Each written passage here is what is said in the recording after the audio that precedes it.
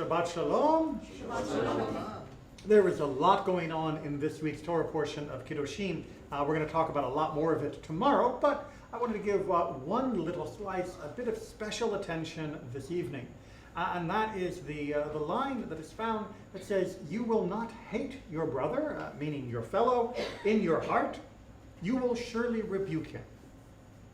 It seems very contradictory in modern American parlance. After all, we don't criticize those we love, and those that we criticize, we tend not to be terribly fond of. But Judaism has a very different perspective on this, as is normally the case when Judaism bumps up against modern pop culture. We can go back to the Tanakh in the book of Shmuel with the story of David and his family to find an incident where we see explicitly what happens when this commandment is violated, when a brother hates another brother in his heart and does not in rebuke. So we know the story of Amnon.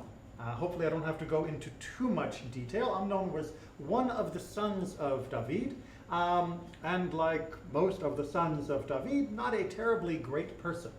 One of the problems with hereditary monarchies. Amnon had a particular flaw in that he was, shall we just leave it diplomatically, overly fond of his stepsister, or his half-sister. Quite overly fond, which led him into, well, rather horrible and brutish behavior. After that deed, well, nothing was done to him. His father did not punish him for his horrible transgression. And even Tamar, the woman that he had violated, full brother, Absalom, did nothing. He did not speak to his brother Amnon, neither good nor bad. But, says the book of Shmuel, he hated him in his heart.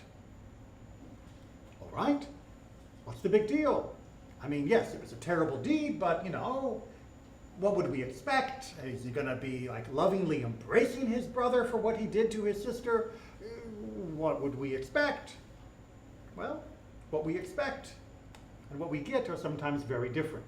Because what did Absalom do? He waited a little while. He bided his time. He waited until Amnon's guard was down, and then he invited all of his brothers to a special getaway. Let's call it a sleepaway camp in the ancient. You know, let's all bond together out together in the wilderness. And when they were out together, he murdered Amnon.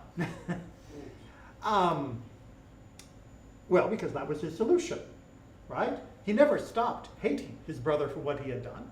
He just was silent until he could find the opportunity to take the revenge that he was building up. Now, of course, David did nothing upon hearing this and didn't rebuke Absalom either, and Absalom goes on to lead a civil war against his father and to do all sorts of other horrible acts of violation against David's wives. So we can see that there is an underlying flaw, not just in their family, but an underlying flaw in how we allow things to fester when we don't use rebuke. In fact, rebuke is predicated on the idea that you care about the other person.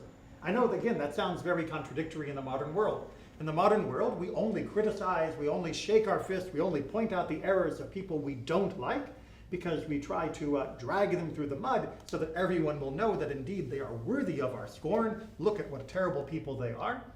But in Judaism, that is not what rebuke is for. You chastise someone because you care about them, because you want it to be better, because you want them to recognize the mistake that they're making. The same way that we might talk about having an intervention with somebody that is struggling with an addiction or other crisis in their life. This is what Judaism means.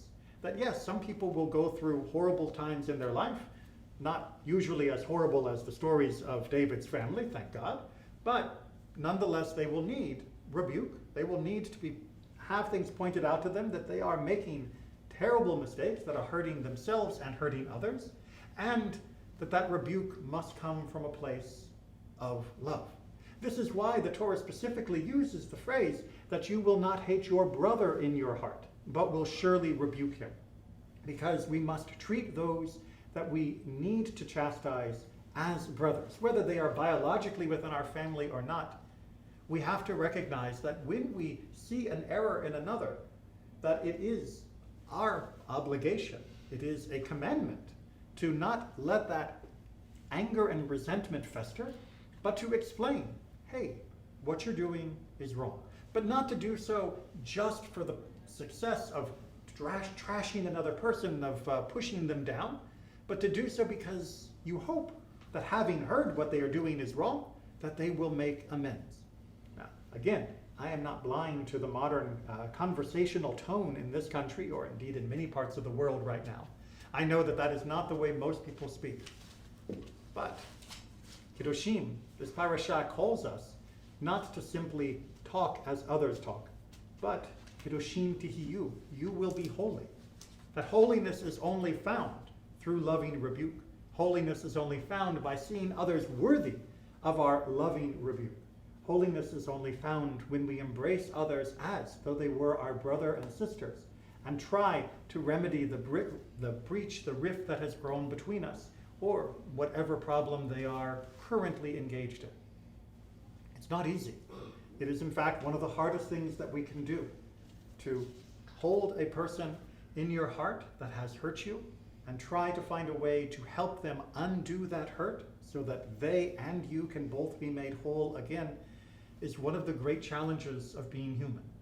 But as we can see from the repercussions within David's own household, where this is exemplified as not working, where people did not take the time to speak to those who had committed crimes, we can see exactly the end result. The Tanakh shows us time and time again that if we do not stand up, point out mistakes, and do so from a place of loving hope that we can remedy them, as well as hold them accountable, then indeed everything will fall apart. Silence is not the answer when someone else has committed a crime. Stepping away is not the answer when someone else has wronged us. Cooling down, perhaps, but then finding a way, indeed, with love, to still also provide rebuke so that they and we can be made whole. Shabbat Shalom.